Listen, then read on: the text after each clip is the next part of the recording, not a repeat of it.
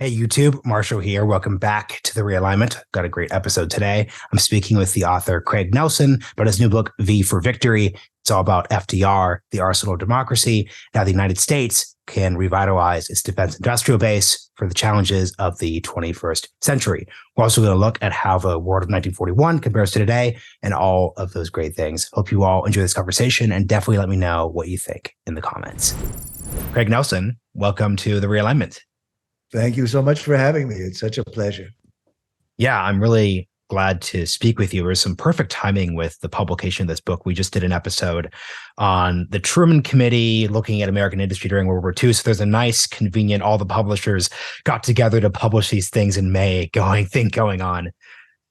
Well, actually, this book started off with some military analysts mentioning, on the battlefield, logistics eat strategy for lunch. And this was literally the opposite of all of military history that's ever been published, which is all this general said this and this admiral said that. So that really intrigued my interest. And then right after that, I learned about Abraham Lincoln's awful arithmetic, which is his idea that because the Union was better supplied than the Confederates could win battle after battle after battle, but in the long run, they would lose the war.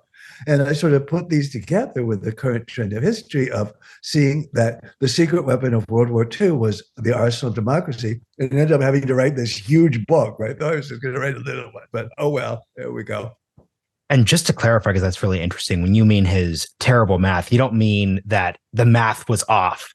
It was just that the implications at a moral level are terrible when it came to the really horrific fighting in 1862, basically through 64. Is that a way of understanding what you're saying?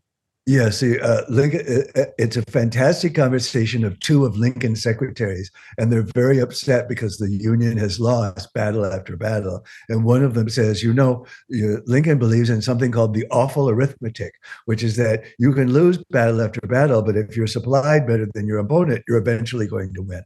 So it doesn't actually matter how many battles you lose. It's only if you can hold out to the end. How does that conception, we will get into the book, shape how you understand military history? If we're talking about courage, we're talking about individual leadership, we're talking about statesmanship. This is just aside from the great man of history cliche. If we're reducing, we're not just reducing this to industrial output, but it seems like this is like the deeply that's sort of depressing. I don't know. Basically, how do you think about that? Well, it wasn't depressing when it gives people hope during terrible situations if they believe that in the end they can win. So in both World War II and the Civil War, there was a period at the beginning that was just one piece of bad news after the next. And in World War II, the Japanese thought they were going to win because they had this Bushido philosophy of never say die and never surrender. And the Germans thought they were going to win because they had this Prussian military history of precision and engineering and all these other things. And the Americans thought they would win because they had the most trucks. And it's only depressing if you don't like trucks. So the trucks won.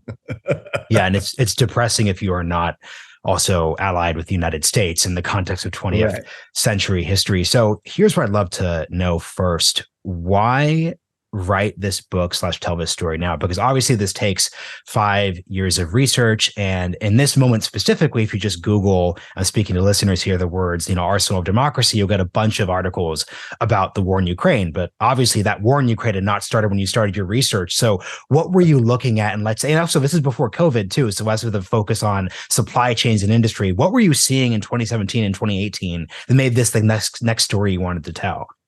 So the original idea was that if the secret weapon to winning World War II is, as many people think, the arsenal of democracy, telling the story of World War II from a completely domestic production viewpoint completely gives you a whole new way of looking at it. So there was this entirely fresh way of looking at it. And then as I started researching more, I started realizing that wasn't really the story. The real story was how America that was people at each other's throats fighting over their political differences could put aside those differences and come together and defeat both the Great Depression and Adolf Hitler. And how did that happen? Because this story really begins when Roosevelt comes into office. It's 33. A quarter of the nation is unemployed. People are starving to death. They're literally going through the dumps, getting food, picking food out of the dumps to eat. And they're really hopeless, and they're very bitter about World War I. They completely slashed their military so that we're 14th in size in the world. The American military is between Portugal and Bulgaria. The Norfolk, Virginia, which now has the biggest naval base in the world, at that time had a sign in its park saying "No dogs or sailors." And when our military was trained, the Air Force dropped bags of flowers because they couldn't afford to drop real bombs, and those were called Betty Crocker bombs. And kids were trained as snipers using broomsticks instead of actual rifles. And if you were in a tank crew, you sometimes had to perform like you had to perform without any tank at all. You had to march down the road in formation like you were in a tank. And then other people were trained using least good humor trucks. So you just see this sort of, it's really America at its worst moment. And how that dramatically changes is the book. And I guess something I'm curious about, there's been a couple books written about this arsenal of democracy industry space. And I think what your book adds to the literature is combining 1933, 1938, and 1941, as in there's, two different versions of FDR's presidency. Obviously, there's the New Deal version, and there's the World War II version. Explain why they're tied together. I'm just bringing this up because I work at a center-right think tank as a fellow, and I'm just deeply aware of the fact that there are lots of conservatives who are very deeply comfortable with the FDR of 1941 onwards. You're talking about industry, you're talking about production. Ronald Reagan very much likes this FDR, but then they're also not comfortable with 1933, New Deal FDR. So tie those two FDRs together. Right. So what happened in 33 is that FDR decided he's just going to try everything he can think of to try and fix the Depression. And one of the things that starts working is a coordinated effort between Washington and businessmen. And it's the NRA, but the NRA becomes almost the joke of over-regulation loving bureaucrats in Washington. It collapses under the weight of its own regulation. It's declared unconstitutional by the Supreme Court. But underneath that was a relationship between business and government. Of the government is providing capital, providing money for research, providing underlying things that industry doesn't feel like it should be doing, and they create this dramatic partnership so that even long before World War II, there's an influx of corporate leaders into Washington. They're called dollar-a-year men because they forgo their civil service salary. And they show up and they start helping out with things. And the big guy who shows up in 1940 is the president of General Motors, Bill Knudsen. Now, if there's anybody that all American capitalists will love, it's Bill Knudsen. But Bill Knudsen, who grew up as an immigrant from Denmark, he arrived with $30 in his pocket because he created the first bicycle built for two in Denmark. He becomes a prize fighter on the docks of the Bronx, but he ends up going to school at night and developing an oar, and his company is bought by Henry Ford, and he rises to the Ford presidency and then the presidency of GM. And he's the one who basically interprets the New Deal for World War II and establishes the arsenal of democracy. And the thing that comes from that too is that, and this is in the title of the book, so it's pretty obvious, but you make the point that we should understand this 1933 to 1941 period is constituting a revolution in America, in the sense that we think of obviously 1776 as a revolution, but also the Civil War as a revolution when it comes to ending slavery and reconciling North and South. So let's just start with a definitional question. Define what a revolution is under this framework. Well, if you really look at the combination of the New Deal and the arsenal of democracy as one program, the New Deal built things like the Hoover Dam, the Golden Gate Bridge, the Lincoln Tunnel, the Tennessee Valley Authority. Without all of that infrastructure, we could have never defeated Hitler. We needed that buildup. And then it provided experience for both federal bureaucrats and business leaders to work with each other, all of which became part of the arsenal of democracy. But the revolution is, if you take what America was like in 1933, which is totally beaten down, frightened, hopeless, and bitter, really angry and bitter about what their life was like. and what they were like in 1945, which is the top of the world, the home of the United Nations, a military force that can keep World War III from happening, an incredible economic boom, the beginning of consumer society, the beginning of the middle class. If you look at all these things, really, the Roosevelt administration turned the nation upside down to make that happen. And the American people did it themselves. They turned themselves upside down and became almost wildly as confident at the end of that period as they were lacking in confidence at the start of that period. And that's really the transformation. It's the American people coming together and doing this that was revolutionary. As a historian, I'm curious if you have a zoomed out theory of revolutions and why they do or do not happen. Just given this context is interesting. I think the 21st century has been full of preemptively proclaimed revolutions, or in the sense of that, 9/11 is going to completely transform how we think about things. The 2008 financial crisis, we're going to reimagine capitalism, Occupy Wall Street, COVID, et cetera, et cetera, et cetera. What specific combination of events, individuals, and just circumstances, and maybe just chance, is maybe necessary for that to happen? Because you kind of see the ingredients of what could have happened given the way I described things. Like there's a world where after 9/11, we reimagine what national service looks like, this, and that. How do you think about this issue? Well, I think about the revolution because I wrote a biography of a founding father named Thomas Paine. And he wrote a pamphlet called Common Sense, where he had to talk Americans out of being Britons and into being Americans. And at that time, the word American was a slur. It meant hillbilly cracker. So to do this was quite an achievement. So you can say, to me, the revolution happens because it's supported by a great majority of the population. It may start from the top, but it's supported by, it isn't imposed on anybody. People believe it. So the change in the Civil War came because of Uncle Tom's Cabin. The change in the American Revolution came because of common sense, and the change in World War II came when people really started feeling like if they worked together and solved things with an integrated United States, they could do incredible things. And they first felt this way in the New Deal, and they felt it again for World War II. So it happened sort of twice. Yeah, I'm glad you brought up the need for the majority of the population to be behind you, because this gets at how tricky the politics of the 1938 story you're telling here is, because it took a while. It took 2 or 3 years for there to be majorities in favor of preparedness, in favor of like Lend-Lease, getting rid of the Neutrality Acts, et cetera, et cetera, et cetera. So just talk about, and I'll actually ask you why I'm referencing 1938 as the relevant year in this period. So from 1938, describe the political situation and the awkward politics that FDR had to navigate. Right. So World War I, which was then called the Great War, not only left everyone who lost bitter, it left everyone who won bitter too.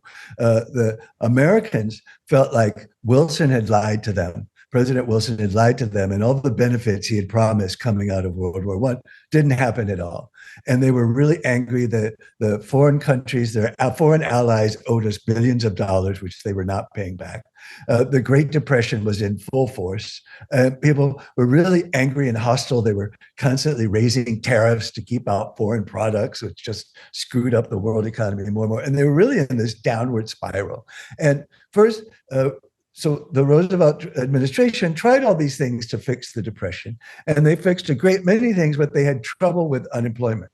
Unemployment remained at double digits. And in 1938, France and England gave pieces of Czechoslovakia to Hitler to try and get him to stop being on the warpath in Europe. And Roosevelt was very upset by this. He thought this was terrible policy. And he decided the answer was to boost American airplane manufacturing, both to provide defense for America in the form of warplanes and to sell to England and France. And the military said, what are you talking about? You think we can make 10,000 planes? You're out of your mind. Because at that point, I think the active Air Force was something like 300 planes. That was, and he was saying he wanted 10,000 produced a year. So he actually created this program under the Secretary of the Treasury in 38 to boost airplane manufacture, very much like a New Deal program. They provided monies to different people to rebuild factories and boost it. And it was tremendously successful. They immediately started boosting airplane production. They immediately dramatically improved our own Air Force. And they're making good money selling it to England and France. And when American businessmen in the know started seeing this, they started getting on board. So that's where the beginning, the very first glimpse of the arsenal of democracy is 38, 3 years before Pearl Harbor. You know, it's interesting because when you're talking about post-Great War pessimism and malaise on the American people's part, another side of that story is a deep dissatisfaction with arms manufacturers and that category. This is everything from the famous pamphlets about, conspiracies to just this idea of like they all benefit and we didn't benefit. So I'm curious, how should we understand the positive historical, even like contemporary perception of industry and business and government working together versus the way that it was interpreted post World War I, and then even today? Because another way, this was controversial at the time, as you read. Obviously, on the one hand, it's great you have these $1-a-year men who are taking $1 to work, but oftentimes they're still paid by their employers, and they're also accused of giving contracts to their buddies within the industry. So, how was this able to be basically combined together without like provoking a crony capitalistic backlash, as you can imagine in lots of different contexts? Well, in that particular case, I think it was when with the fall of France in 1940, Americans suddenly realized Hitler could show up here and we aren't ready for it. And he could just take over. And so the fear of that grossly outweighed the fear of crony capitalism. But you're absolutely right. That is something to be worried about at almost all times. But if you're facing an existential threat, I think they threw that out the window.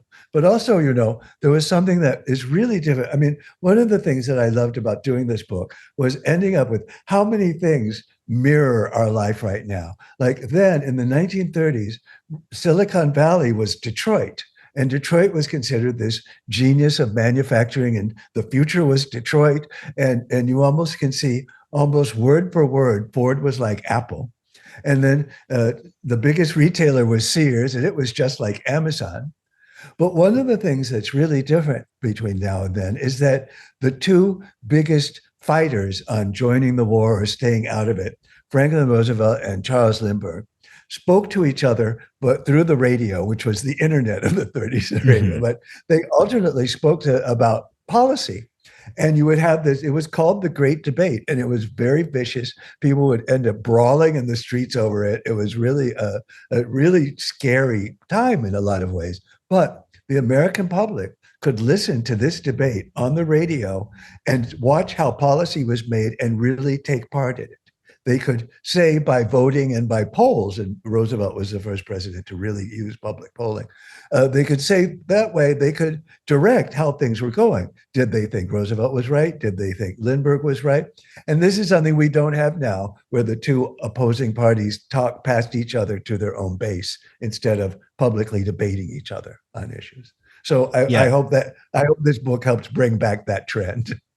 Well, yeah, that actually brings to mind something that's so interesting because the key thing, obviously, FDR's name is in the title, but so many of the actors, especially on the individual side, especially on the industry side, are often Republicans who, in many, especially first half of FDR's presidency context, would be opposed to him. There's a very intense bipartisan sheen to that project. His opponent in 1940, Wendell Willkie, ends up becoming a pivotally important figure in the preparedness debates after that election. What is basically, this go back to your point that when the stakes are just high, we can be more confident in the fact that the folks will sort themselves in better faith than often today? Well, also it's but from the fact that Roosevelt was a political animal and he really did this stuff. So when in the middle of the GOP having its national convention, he appoints two huge GOP figures to Secretary of Defense and Secretary of the Navy, Knox and Stimson. And Knox was like running as vice president against Roosevelt in the previous election. And Stimson was Secretary of State under many Republican administrations. So that he did this right as they were having their convention and take away all of their point and make it seem like, he was reaching out to the other team and doing all this. But this is what he did all the time. He had a very bipartisan operation going on in the cabinet. And he would deliberately go out of his way to reach out to the opposition. And frankly, when Charles Lindbergh first came to public power, making political commentary, he tried to get Lindbergh to give it up by offering him the position of Secretary of the Air Force. That would be a cabinet secretary as powerful as War and Navy. So it was really an operator, Roosevelt. And that's probably why he drove some people crazy. And I'm going to ask you a very niche question that most listeners are going to tune out from. I read the line about how they were going to make the Air Force secretary equal to secretaries of the Navy and Army. Obviously, the Marine Corps is within the Navy, so that's why there's not a secretary of the Marine Corps. But at the time there wasn't an independent Air Force, so it was the Army Air Corps. So how would that have worked? Yeah, that was just my thought. I was like, wait, like how could you have if the Air Force was on? I guess what I'm asking is how would that have worked practically if he was Secretary of the Air Force when there was no Air Force? Well, he would have moved the Air Force. The Air Force became an independent service, and this would have just moved it faster. And it would have had its own cabinet position, like labor and agriculture and all the other cabinet positions. So it was just a way of muting Lindbergh, but it was also bringing him into the tent. So it's all of a sudden now he's part of the administration. He can't go around complaining. It's just interesting because if you do any, as I'm sure you have, if you do any serious reading on military quote unquote debates during the 1920s and 1930s, they're just deeply intensive debates about whether the Air Force should be independent and what's being prioritized. And actually the Navy is going to focus on coastal defense versus the Army Air Corps. And it's just interesting how like you see a history hinge point of like a personality debate could have ended up with dramatic implications for something moving forward. So I'm glad you brought up the Detroit example because I'm curious when it comes to the Detroit to Silicon Valley equivalencies today. As folks are debating this new era of great power competition we're in, and debating the meaning of the term arsenal of democracy today, they'll say things like Silicon Valley is like the equivalent, like you said, of Detroit when it comes to the US. Now, I'm curious how seriously we could take the example, just in the sense that like Apple, for example, is a hardware company. So obviously there is something adjacent to producing lots of iPhones when it comes to producing munitions or this or that. They're like Apple's working on a car, but a lot of companies are purely digital. So it's not deeply hardware focused. It's not industrial in the same sense. So can you just sort of like discuss how you understand, and you also write about technology and science, obviously. Can you just discuss how deep we could take the metaphor? What I'm basically insinuating here is that I just know a lot of very prominent tech founders who are incredibly successful, who I would not suggest be appointed to the Defense Industrial Production Board if such a thing were to exist in the 2020s, because the industries aren't actually as usefully comparable in that sense. At an economic level, they are. But at a practical level, I'm kind of interested in what you think about that. Well, do you think that everyone in America should be using phones made in China? I mean, there's a certain point where having everything offshored since the Clinton administration is going to be a problem. And we really need to bring at least defense industry manufacturing needs to be back here, because we can't be having the software running our bombers made by people who might be our enemy in a war. So just at the most fundamental basis, that's where it makes sense to me. And in World War II, Ford was an international presence. And its German division was making stuff for the Nazis, and its British division was making stuff for the British. And here, Henry Ford was refusing to make bombers because he was anti-FDR, even though all of his divisions were making all this stuff for other people. So I really think the analogy is perfectly aligned. I mean, if you could get the non-Twitter Elon Musk to bring over what he knows about transportation and about Tesla to the government, that might be a tremendous boon. You know, he just has to calm down on the vaccine stuff. But but Yeah, anyway, it's right? interesting because Elon once again, SpaceX and Tesla Elon does come to mind because like once again, you're in the case of SpaceX, addressing a public policy facing issue, which is how do we get orbital launches done. So yeah, I think that's a it's not just political to say that this is separate than whatever people think about how he's running Twitter, because there's a very direct analog between the approach you're having to take in transportation and space to a lot of the public facing issues you're doing there. Right. No, So I love SpaceX and Tesla, Elon. That's what I was trying to say. If we the non Twitter Elon could be a great boon to federal policy. something I And would so love for to you to me, talk that's very about. much I'd love for you to talk about Charles Lindbergh because I'm fascinated. I think, and from this period, I think Charles Lindbergh and Joseph P. Kennedy as kind of analogs for each other, not in terms of right. their backgrounds, but kind of where they find themselves. Because like very rarely, and once again, you're the actual historian, so push back if this isn't true. But it seems that more often than not, very few people are just not empirically wrong about something. It's values and it's debates and there's trade-offs and maybe this thing could have gone a different way and history just went that way, but they weren't quite wrong. It really seems like Joseph B. Kennedy, Lindbergh were actually just wrong in the sense that they are making specific claims about democracy, specific claims about the power of Nazism and fascism. So can you just talk about, and Lindbergh's the one you write about. I just want to, besmirch Joseph B. Kennedy's memory for, for my own personal sake, talk about Lindbergh and like what his arguments were and what he got wrong, quote unquote, when it came to this great debate. Well, the easiest way to think of how he got wrong is to remember back to at the very start of the Ukrainian situation, how long many people thought Ukraine was going to last. How fast did we all think Ukraine was going to fail and Russia was going to take over? So just get on that bandwagon because Russia's going to win, right? This was how Lindbergh and Kennedy thought.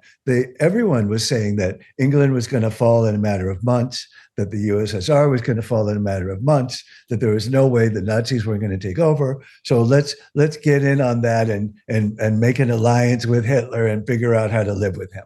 And that's what they were wrong about. But you could certainly understand at that point why they thought that way, because Hitler had a fantastic propaganda operation where people really believed that this blitzkrieg could just conquer anybody.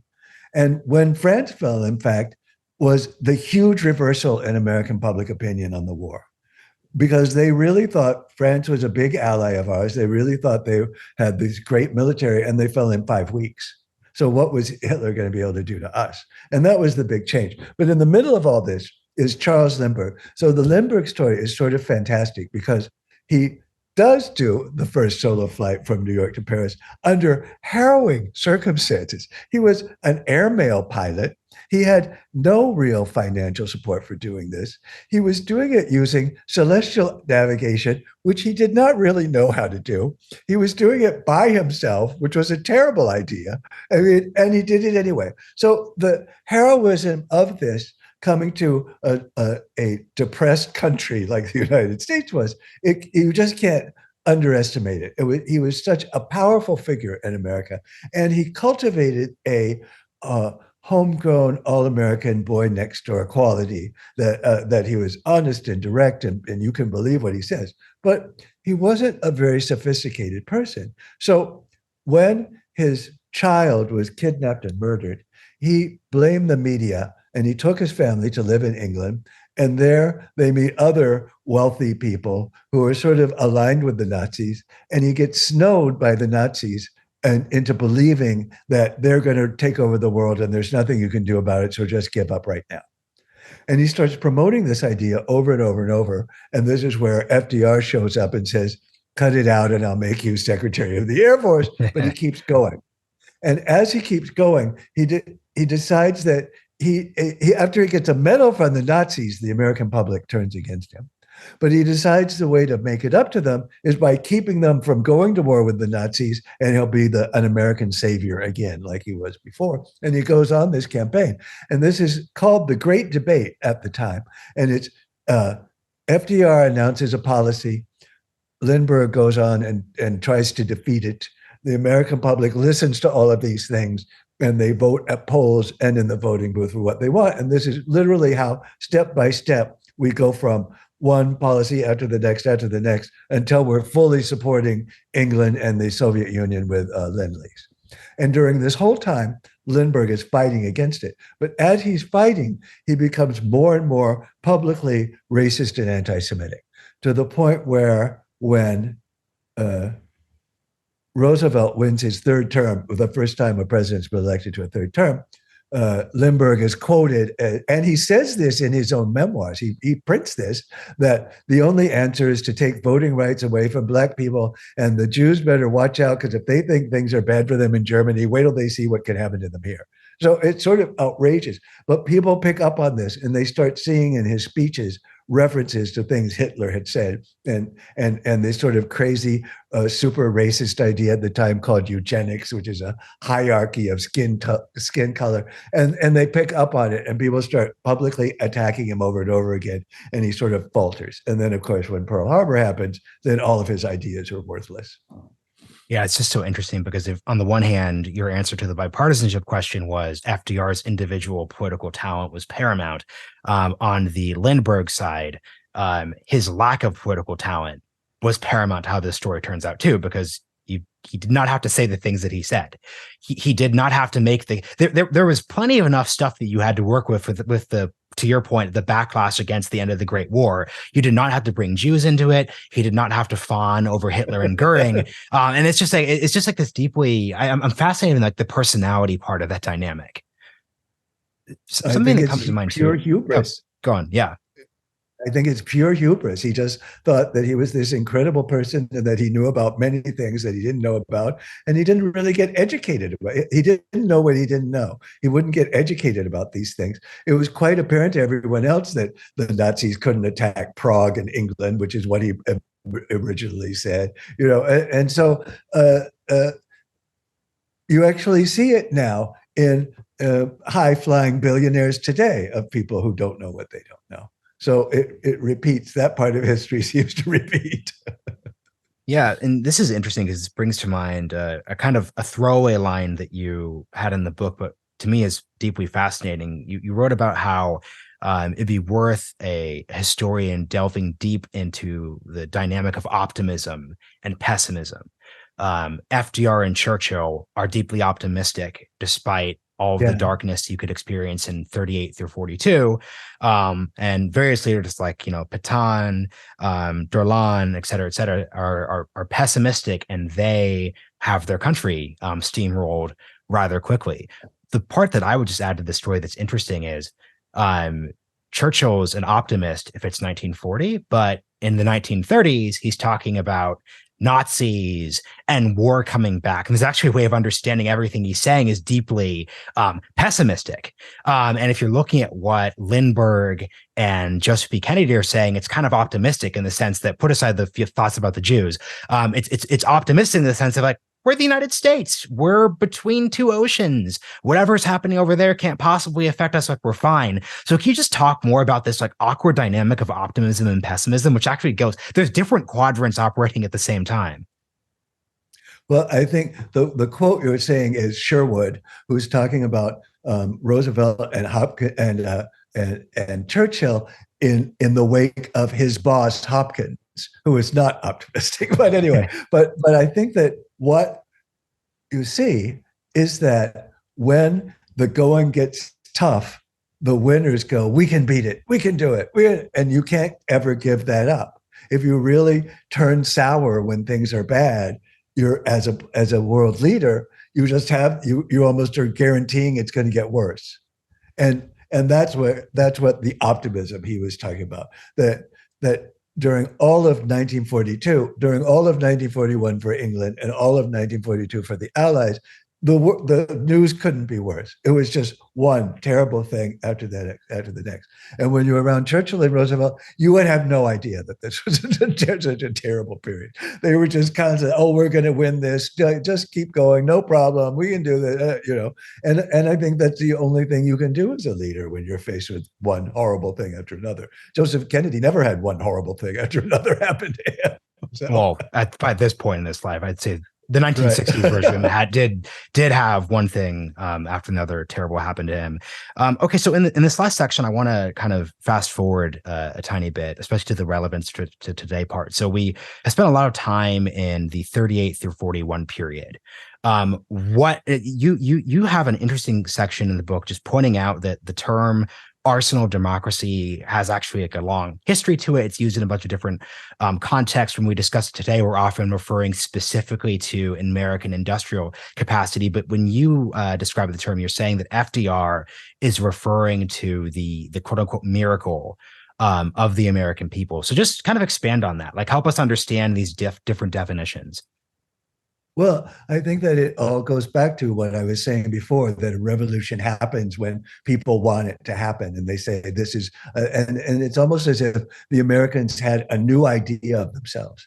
And it was the FDR introduced them to this idea, but they really took it on themselves. And one of my favorite moments in this book, because I was able to talk about it with my parents before they died, was when FDR, and he's just throwing this line away. It's in a press conference, and he goes, imagine that your neighbor's house is on fire, and you have a nice garden hose, and his neighbor wants to use your garden hose, and then he's going to give it back to you. And if something happens to the garden hose, he'll pay for it, but it's no skin off your teeth to lend him some garden hose. And this garden hose becomes the entire support system for France before she falls, and for Britain and the USSR until Pearl Harbor. And he brings through the miracle of radio, the internet of the 1930s, he brings this entire sense to the American population of, yes, if we can save the British with our garden, no one else in America uses the phrase garden hose, but Roosevelt, but still, if we can help England with our fine garden hose, we should do it. And he literally is able to transform what people think of themselves. And he doesn't just make everybody rich, he makes everyone ennobled. They're suddenly better people. That they want to be this force for good in the world, which had never occurred to them 5 years before. So he really leads this sort of charge in moving things forward. And he does all of this long before Pearl Harbor. And that's what is amazing to me. So one of the things that's so amazing to read about Roosevelt is the fact that he wore this persona like a cloak that he developed. And he was this happy-go-lucky, sort of a dim bulb who agreed with everybody and thought everything was great. And it was so effective that I have one quote from someone who worked for the Bureau of the Budget, and they talk about the arsenal of democracy, and they go, someone must have planned this and run it. Could it have been the president? And this is someone who's working there the whole time and still doesn't understand how this happened, and can't imagine that FDR did it. And that's how what a political operator he was. So take us to 1945. You set it up well, which is, America in the 30s, they've got 300 likely outdated fighter aircraft. They needed to do 10,000. Like, what is accomplished during this period on the industrial side?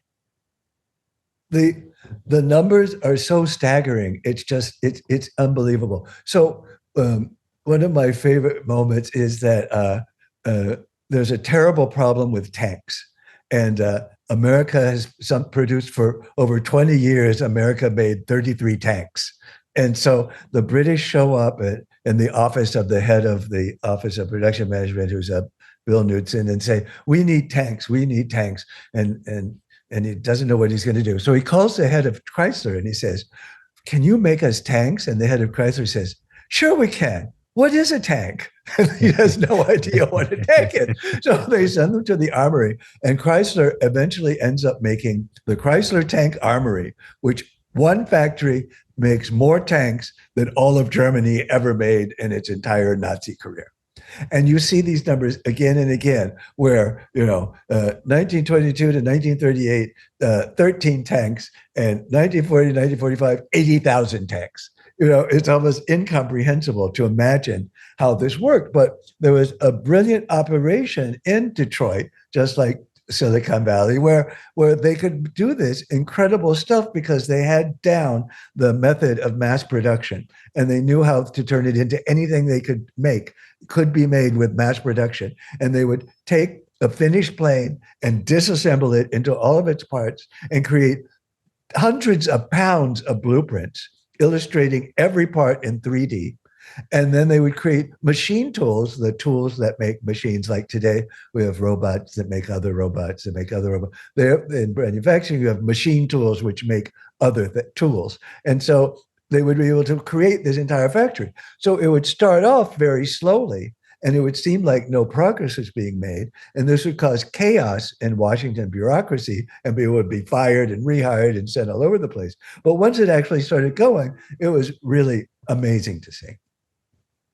I guess the question I'd have for you then, as we're nearing the end again, is there's this massive contemporaneous debate that's happening in the foreign policy community, especially when it comes to the arsenal of democracy, when it comes to the war in Ukraine and possible conflict in the Asia Pacific. There are some people who've been on this podcast before who argue that America is not the America of 1941, and that we just can't use the example of, well, we went from 300 to 10,000, we can do it again. We're coming out of a period, after the Cold War, deindustrialization, et cetera, et cetera, et cetera. To what degree do you think America is still the America of 1941, in the sense that we could be in the dumps in the 30s, but there's just this like inherent resolve and energy that could be activated with the right program? Well, I'm not sure how much can be done with the right program, but there certainly is a reason to bring back manufacturing in the South and the Midwest. And to see what there's a reason it's called the Rust Belt, sadly, and we don't really need a Rust Belt, and we don't really need a South that isn't moving forward either. So you could change you could change federal policy to help industry in both of those areas, just as was done in the Arsenal of Democracy. We're doing it somewhat with the CHIPS Act and somewhat with the infrastructure bills, but I think really it's time for a better business-government relationship, and it's time for American industry to get off its feet and not offshore everything. So I don't know that we need to do it for the arsenal of democracy, but I think we need to do it for our own economy and our future. The closing question, which I'm just curious to ask you as a historian, is there a tie that brings together all of your work, like a thread? You've written about Pearl Harbor, you've written about the moon landing, you're writing about the nuclear industry and nuclear energy. Is there like a tie? Do you have like a approach you take, or do you just take stories that you find interesting and have some aspect of science and industry tied to them? The tie is the fact that I write about great, big, huge turning points, and whether or not it's done through a very sharp focus, like I did with the Doolittle raid, or whether it's a broad focus, like the history of the nuclear age from Marie Curie to Fukushima.